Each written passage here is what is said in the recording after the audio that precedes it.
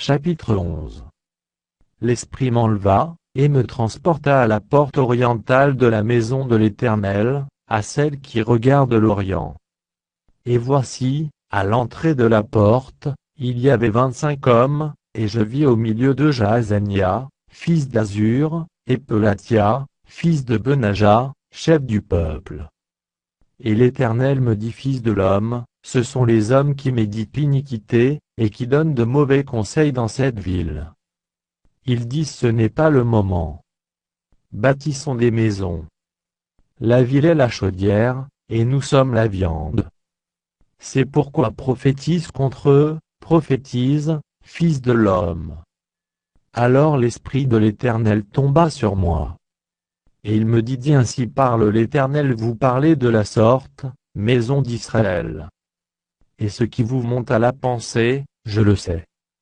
Vous avez multiplié les meurtres dans cette ville, vous avez rempli les rues de cadavres. C'est pourquoi ainsi parle le Seigneur, l'Éternel: vos morts que vous avez étendus au milieu d'elle, c'est la viande, et elle, c'est la chaudière. Mais vous, on vous en fera sortir. Vous avez peur de l'épée, et je ferai venir sur vous l'épée, dit le Seigneur, l'Éternel. Je vous ferai sortir du milieu d'elle, je vous livrerai entre les mains des étrangers, et j'exercerai contre vous mes jugements. Vous tomberez par l'épée, je vous jugerai sur la frontière d'Israël, et vous saurez que je suis l'Éternel. La ville ne sera pas pour vous une chaudière, et vous ne serez pas la viande au milieu d'elle, c'est sur la frontière d'Israël que je vous jugerai. Et vous saurez que je suis l'Éternel, dont vous n'avez pas suivi les ordonnances et pratiqué les lois, mais vous avez agi selon les lois des nations qui vous entourent. Comme je prophétisais, Pelatia, fils de Benaja, mourut. Je tombai sur ma face, et je m'écriai à haute voix: Seigneur Éternel, anéantiras-tu ce qui reste d'Israël? Et la parole de l'Éternel me fut adressée, en ces mots. Fils de l'homme, ce sont tes frères, ceux de ta parenté, et la maison d'Israël tout entière, à qui les habitants de Jérusalem disent: restez loin de l'Éternel, le pays nous a été donné en propriété. C'est pourquoi tu diras: ainsi parle le Seigneur, l'Éternel: si je les tiens éloignés parmi les nations, si je les ai dispersés en divers pays, je serai pour eux quelque temps, un asile dans les pays où ils sont venus.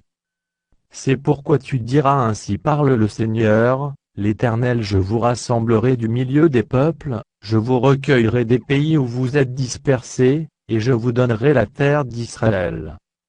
C'est là qu'ils iront, et ils en ôteront toutes les idoles et toutes les abominations. Je leur donnerai un même cœur, et je mettrai en vous un esprit nouveau, j'ôterai de leur corps le cœur de pierre, et je leur donnerai un cœur de chair. Afin qu'ils suivent mes ordonnances, et qu'ils observent et pratiquent mes lois, et ils seront mon peuple, et je serai leur Dieu. Mais pour ceux dont le cœur se plaît à leurs idoles et à leurs abominations, je ferai retomber leurs œuvres sur leur tête, dit le Seigneur, l'Éternel. Les chérubins déployèrent leurs ailes, accompagnés des roues. Et la gloire du Dieu d'Israël était sur eux, en haut.